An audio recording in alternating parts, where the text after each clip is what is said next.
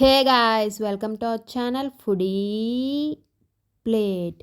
ఈరోజు అయితే మీకు ఈ వీడియోలో చూపించిపోయే రెసిపీ వచ్చేసి పెసరపప్పు పులుసు. పప్పుచారు కాదండి, పెసరపప్పు పులుసు. ఈ రెసిపీ మీలో ఎంతమందికి తెలుసు, మీ ఇంట్లో వండుకుంటారా? కింద కామెంట్ సెక్షన్లో చెప్పండి. ఇది సమ్మర్లో అండ్ బాడీ హీట్ చేసినప్పుడు పెసరపప్పు పులుసు తింటే కొంచెం చలవ చేస్తుంది అంటారు. ఇది పెసరపప్పుతో చేసుకుంటామండి. సో ఇంకెందుకు లేటు, రెసిపీలోకి అయితే వెళ్ళిపోదాము. సో మనం పప్పు అయితే కుక్కర్లో చేసుకుంటాము. సో దానికోసం అయితే కుక్కర్ తీసుకున్నాము అండ్ మీకు చూపించాను కదా, ఆ గ్లాస్తో అయితే కొలత కింద హాఫ్ గ్లాస్ ఆఫ్ పప్పు తీసుకుని కుక్కర్లో వేసేసుకున్నాను అనమాట. వేసుకున్నాక ఇప్పుడు ఆ పప్పును బాగా వాష్ చేసుకోవాలి. ఒక 1 to 2 times వాష్ చేసేసుకున్నాక ఇప్పుడు దాంట్లో ఒక హాఫ్ ఉల్లిపాయ ముక్కలు చీరికల కింద కట్ చేసుకోవచ్చండి, ఇలా ముక్కల కింద అవసరం లేదు.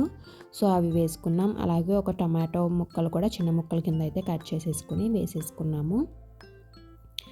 ఈ పప్పులో టమాటో యాడ్ చేసుకుంటే టేస్ట్ అనేది ఇంకా బాగుంటుంది, అందుకే యాడ్ చేసుకుంటున్నాం.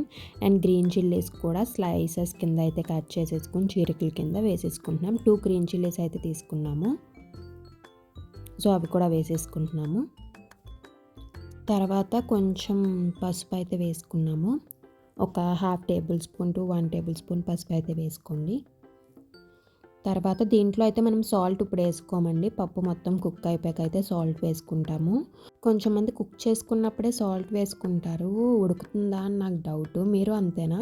సాల్ట్ వేసుకుంటారా ముందు, లేకపోతే వేసుకోరా? కింద కామెంట్ సెక్షన్లో చెప్పండి. ఇప్పుడు దాంట్లోకి అయితే వాటర్ వేసుకుంటున్నామండి. అది ఆ గ్లాస్తోనే హాఫ్ గ్లాస్కి 3 glasses ఆఫ్ వాటర్ అయితే వేసుకున్నాం మనం, హాఫ్ గ్లాస్ పప్పుకి.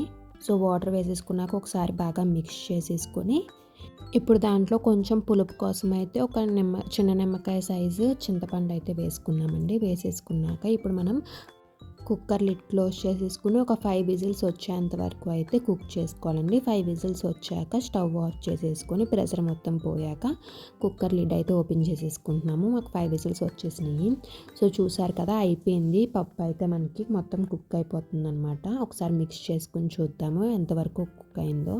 సో చూసారుగా, మనకి పప్పు అయితే ఉడికిపోయిందండి. ఇప్పుడు ఒకసారి బాగా మిక్స్ చేసుకుని కొంచెం గరిటతో అలా స్మాష్ చేసుకుంటే ఇంకా బాగుంటుంది.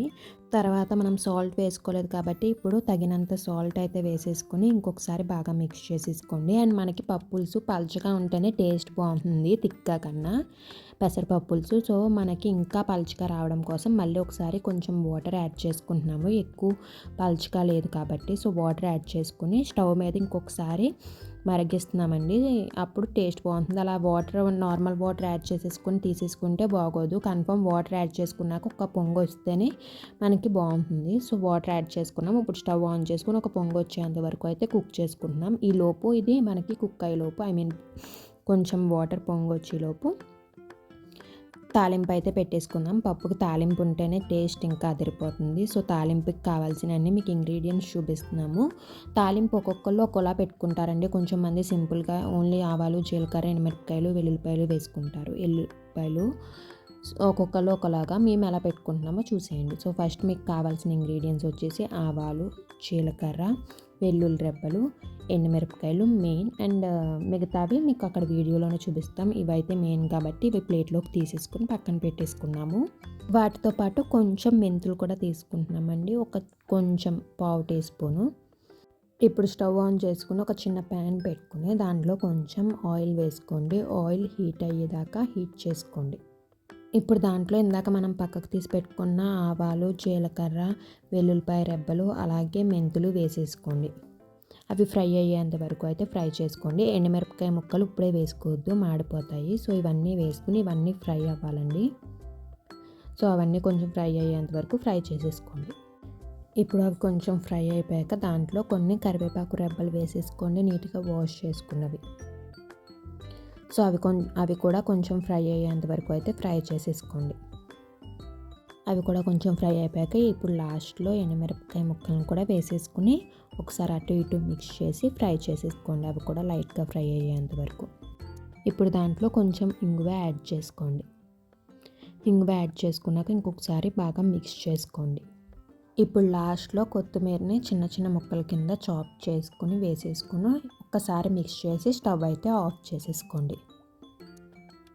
కొత్తిమీర మనకి నైఫ్తో కన్నా సిజర్తో ఇలాగ చాప్ చేయడం వల్ల ఈజీగా మనకి పని అయిపోతుంది. అలాగే చిన్న ముక్కల కింద కూడా చాప్ అవుతుంది. సో ఈ టిప్ ఎవరికైనా తెలియకపోతే ఈసారి నుంచి ఫాలో అయిపోండి. సో ఒకసారి మిక్స్ చేసుకున్నాక స్టవ్ ఆఫ్ చేసేసుకోండి. సో చూసారికి లోపు మనకి పెసరపప్పు పులుసు కూడా ఒక పొంగు వచ్చేసింది. సో ఇప్పుడు దీంట్లోకి మనమైతే తాలింపుని ట్రాన్స్ఫర్ చేసేసుకుందాము. సో ఇప్పుడు మీరు స్టవ్ ఆఫ్ చేసేసుకొని ఆ తాలింపునైతే ఈ పెసరపప్పు పులుసులోకి ట్రాన్స్ఫర్ చేసేసుకోండి. అంతేనండి. చాలా చాలా టేస్టీగా ఉండే అలాగే బాడీకి హీట్ తగ్గించి చలవ చేసే పెసరపప్పు పులుసు అయితే రెడీ అయిపోయింది. సో మీరు కనుక ఎప్పుడు ఇది ట్రై చేయకపోతే పక్కా ఒకసారి ట్రై చేయండి. ఎలా వచ్చిందో కింద కామెంట్ సెక్షన్లో చెప్పండి. అలాగే మీరు ఆల్రెడీ ఈ రెసిపీని ఇంట్లో ట్రై చేస్తే మీరు కూడా ఇలాగే ట్రై చేస్తారా లేదా డిఫరెంట్గా ట్రై చేస్తారా? ఒకవేళ డిఫరెంట్గా అయితే కనుక ఇలా కూడా ఒకసారి ట్రై చేసేయండి. చాలా టేస్టీగా వస్తుంది. మా వీడియో కనుక మీకు నచ్చినట్లయితే లైక్ చేయండి. అలాగే మీ ఫ్రెండ్స్ అండ్ ఫ్యామిలీతో షేర్ చేసుకోండి. మా ఛానల్ని సబ్స్క్రైబ్ చేసుకోకపోతే వెంటనే వెళ్ళి సబ్స్క్రైబ్ చేసుకుని పక్కనున్న బెల్ ఐకాన్ క్లిక్ చేసి నోటిఫికేషన్స్ ఆల్లో పెట్టుకోండి. Thank you for watching. See you in the next video.